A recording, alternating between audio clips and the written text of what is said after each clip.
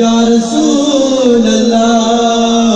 वसल्लम अलैका या हबीब अल्लाह है महबूब जो मीलाद मनाइण में मज़ोबा सुभान अल्लाह किथे के बात होई महबूब जो मीलाद मनाइण महबूब जो मीलाद मनाइण में मज़ोबा महबूब जो मीलाद मनाइण में मज़ोबा सलवात साहिल के सजा में मज़ोबा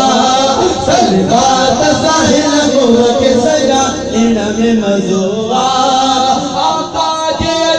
शान जाए शान इलाही आका जे शान जाए शान इलाही आका जे शान जाए शान इलाही शान इलाही अल्लाह जे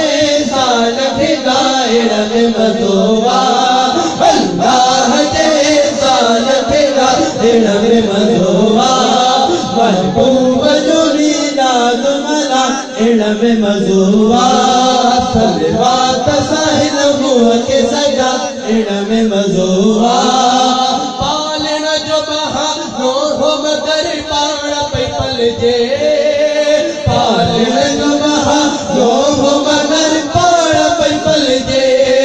पालन जो बहा हो मगर पाण पे पलजे मगर पाण पे पलजे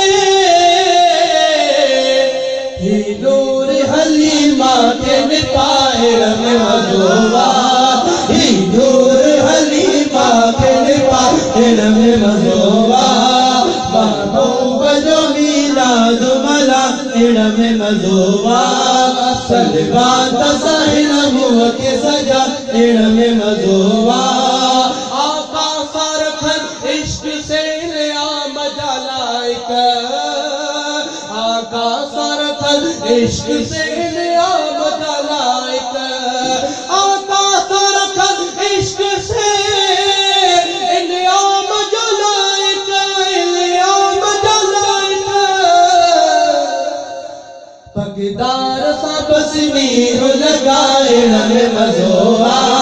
पगदार सा बसमीर लगाइण में मज़ोबा महबूब जो मीलाद मनाइण में मज़ोबा सलवात साहिल के सजाइण में मज़ोबा गुल के जो गुनाहगार आई तभी आका जो मदाही गुल के जो गुनाहगार आई तभी आका जो मदाही गुल के जो गुनाहगार आई तभी आका जो मदाही आका जो मदाही सरकार की नई नात बुधाइण में मज़ोबा सरकार की नई नात बुधाइण में मज़ोबा महबूब जो मीलाद मनाइण में मज़ोबा सलवात साहिल के सजाइण में मज़ोबा सलवात साहिल के सजाइण